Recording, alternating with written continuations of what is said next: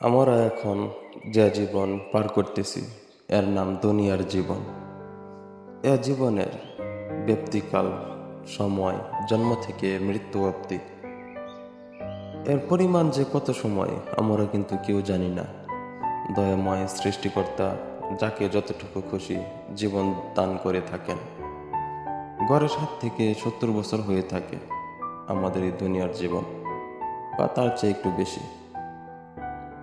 এর মধ্যে আবার 10 থেকে 15 বছর কেটে যায় অবুঝ অবস্থায়। জীবনের শেষটাও যায় শুরুটার মতো। সে হিসাবে 40 থেকে 50 বছর একজন মানুষ সুস্থ সবল ও জ্ঞান গরিমা নিয়ে বেঁচে থাকে।